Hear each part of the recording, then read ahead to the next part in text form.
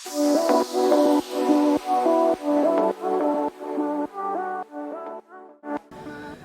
aja kan itu semua datangnya dari kanan, kadang juga datangnya dari kiri. Kalau menurut gue sih itu dari atas. Nggak bisa, itu dari bawah. Serius. Aduh, nggak tahu deh, pusing. Dengerin video ini aja deh.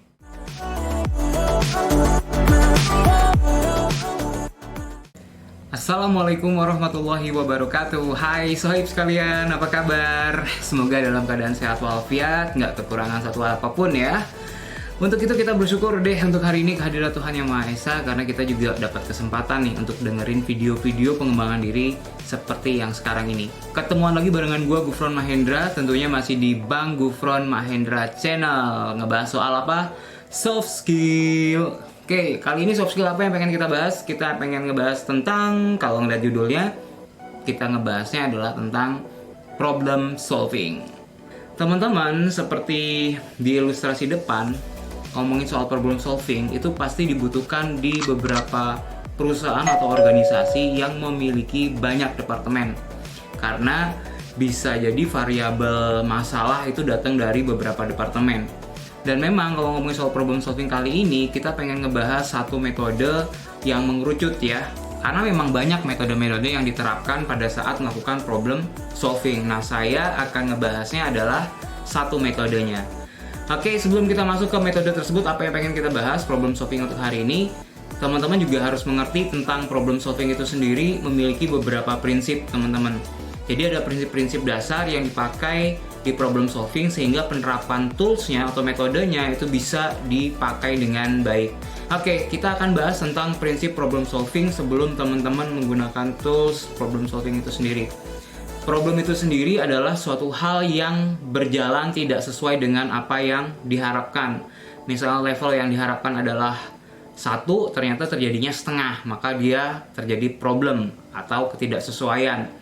Jadi ini sudah masuk, harus diselesaikan. Bila problemnya hanya masalah yang ringan-ringan saja, tentunya bisa diselesaikan ya, harus diselesaikan dengan tanpa ribet. Nah, kalau misalnya problem itu terjadi dan penyebabnya bisa menjadi dari beberapa macam masalah, nah inilah yang kita memerlukan metode.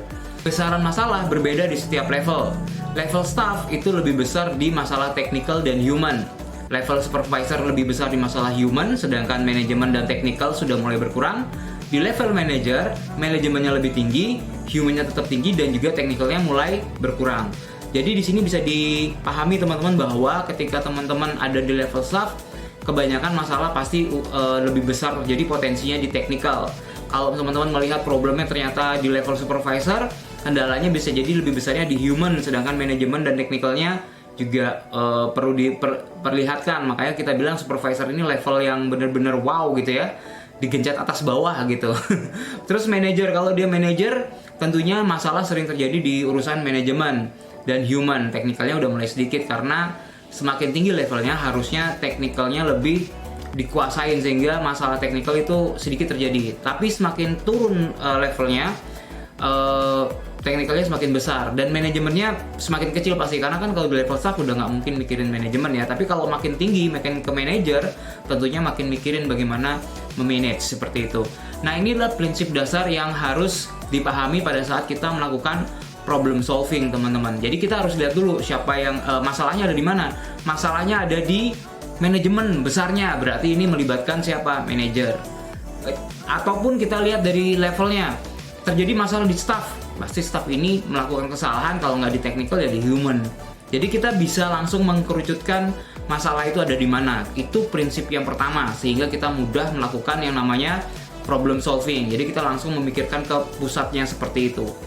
Prinsip yang kedua adalah mencari akar masalah. Jadi problem solving, teman-teman, di sini diajarkan atau diinformasikan atau dikabarkan bahwa kita memang harus bisa cepat mencari yang namanya akar masalah. Banyak sekali masalah yang hanya diselesaikan di rantingnya saja, nggak sampai ke akarnya. Ibaratkan sebuah pohon, apabila kita hanya menebang ranting-rantingnya saja, tentunya tidak akan membuat pohon itu mati. Tapi bila kita langsung memotong akarnya atau menghancurkan akarnya, maka pohon itu akan musnah, akan rusak, akan hancur. Begitupun juga dengan masalah. Kalau kita hanya memotong daun atau ranting masalah saja, itu tidak menyelesaikan masalah. Daun dan rantingnya akan tetap tumbuh. Tapi kalau masalah ini kita hajar atau kita hancurkan atau kita musnahkan di bagian akarnya, maka masalah ini tidak akan pernah terjadi lagi, teman-teman. Jadi kita juga punya nih toolsnya untuk supaya kita bisa mencari akar masalah menggunakan 5 whys. Cara gunainnya simple, teman-teman, tools ini.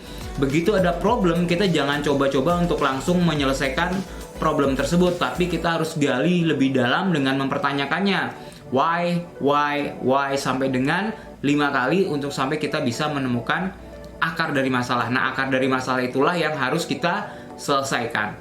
Teman-teman, salah satu contoh dari 5 whys untuk menemukan akar masalah adalah saya ambil gambaran. Masalah yang pertama terjadi adalah terjadi salah pengiriman ke pelanggan.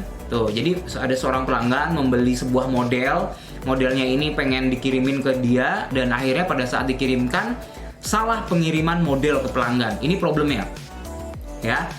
Problem yang di awal atau daunnya atau ini yang terlihat rantingnya adalah pengiriman model ke pelanggan yang salah gitu. Begitu ditanya kenapa bisa salah gitu, kita pertanyakan yang pertama why. Kenapa bisa salah? Karena terjadi kesalahan dalam pengambilan oleh staf logistik. Nah, kalau kita langsung selesaikan di sana, berarti siapa yang akan kita selesaikan dan apa tindakan yang kita ambil? Tentunya kita ngomel-ngomelin ke staf logistiknya. Sedangkan itu belum root cause-nya, belum akar dari masalah. Maka kita harus tanya lagi yang kedua. Mengapa terjadi kesalahan dalam pengambilan oleh staf logistik? Kenapa staf logistiknya sampai salah? Jawabannya, karena staf logistik tidak scan barcode pada box yang dikirimkan. Mungkin dari pengambilan barang di gudangnya dia menggunakan sistem scan barcode untuk mengenali produk.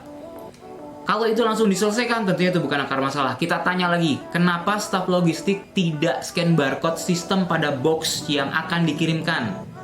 Jawabannya, karena komputer yang digunakan untuk scanner barcode rusak pada saat hal tersebut terjadi, pada saat hal itu terjadi, pada saat pengambilan box itu terjadi, ternyata komputernya rusak.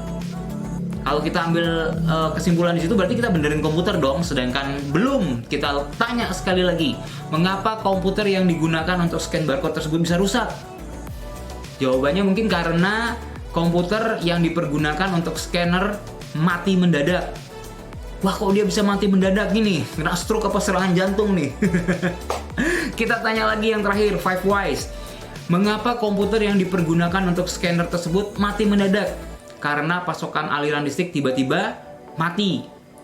Nah, berarti teman-teman, karena pasokan aliran listrik yang tiba-tiba mati ini punya potensi untuk terjadi lagi, akhirnya daun akan bisa tumbuh lagi bila kita tidak selesaikan di akarnya. Maka penyelesaiannya bisa jadi kita pasang UPS untuk memastikan bahwa listriknya masih bisa bertahan untuk beberapa menit sebelum akhirnya kita benar-benar siap untuk mematikan atau menginformasikan bahwa komputer yang ini sedang tidak bisa dipakai. Itu kurang lebih contoh dari 5 whys untuk mencari akar dari masalah.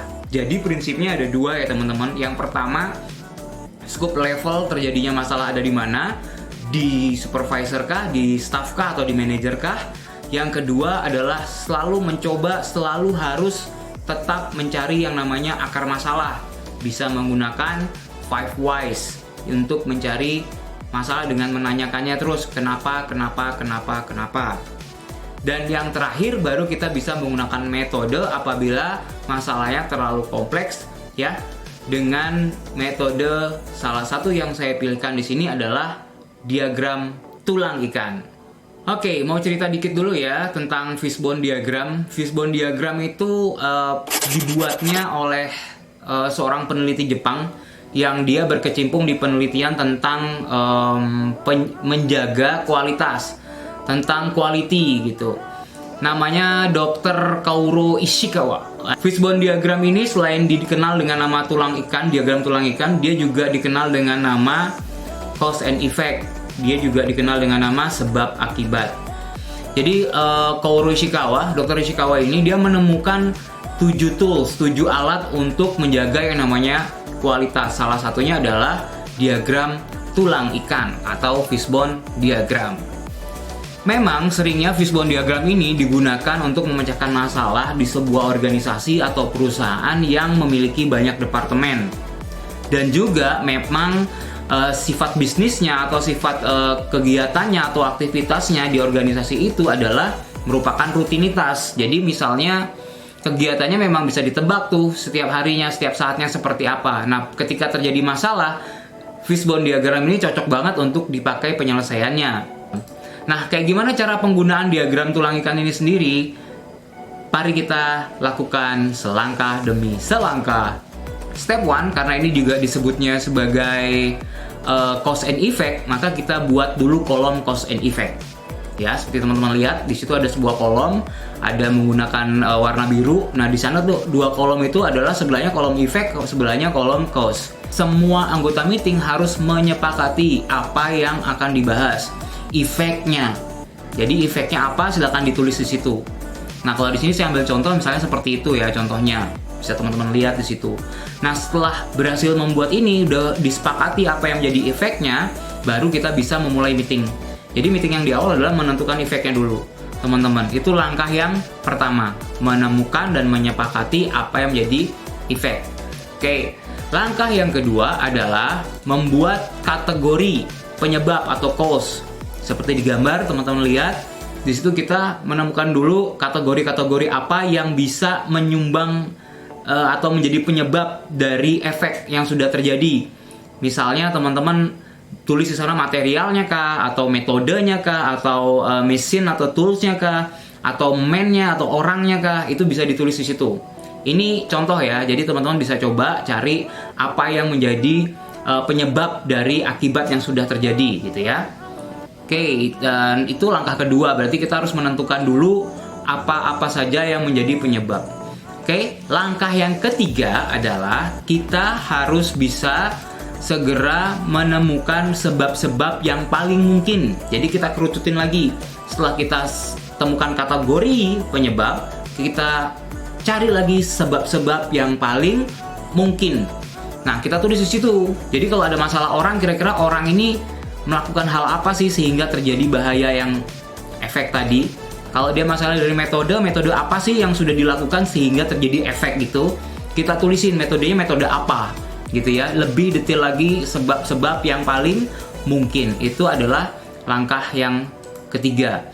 Dan langkah yang keempat adalah kita langsung menemukan atau kita menyepakati bahwa dari sebab-sebab yang paling mungkin kita pilih yang benar-benar menjadi penyebabnya, atau kita pilih dan kita patenkan, kita sepakati bahwa kita kaji juga bahwa inilah yang menjadi penyebabnya. Setelah kita sepakati dan sudah kita kaji bahwa ini adalah menjadi penyebabnya, maka kita bisa tandain.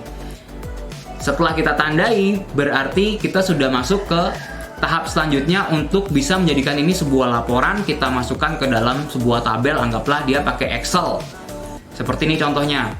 Dari yang sudah kita tandain tadi, kita langsung bisa bold atau kita bisa tandain lagi di kolom Excelnya yang kita pakai kode Y atau yes. Jadi kalau teman-teman lihat di sebelah ini ada n, ada y gitu ya. Ada n-nya itu adalah no, y-nya itu adalah yes. Nah, di yang yes itulah yang akan kita coba untuk ambil keputusan untuk menyelesaikannya. Jadi kalau dari tadinya kita bingung nih mau ngambil langkah apa, mau ngambil improvement apa, mau ngambil perbaikan apa, sekarang sudah semakin jelas untuk mengambil langkah apa dan juga perbaikan apa berdasarkan dari data yang sudah kita sepakati, yang sudah kita kaji sebelumnya. Nah, selanjutnya langkah apa, solusi apa, dan bagaimananya, apa yang mau diambil menjadi solusinya, itu balik lagi ke tim anggota meeting. Karena di problem solving dan decision making, di sini kita dipahamkan adalah untuk menemukan apa yang harus kita perbaiki dan bagaimana cara perbaikannya. Tentunya itu balik lagi kepada para ahli yang datang di dalam meeting tersebut. Catatan penting teman-teman di problem solving and decision making adalah selain menggunakan diagram ini, masih ada lagi tools lain yang tentunya bisa teman-teman pakai atau bisa diaplikasiin di organisasi atau perusahaan teman-teman. Mungkin kita akan bahasnya di video yang lain.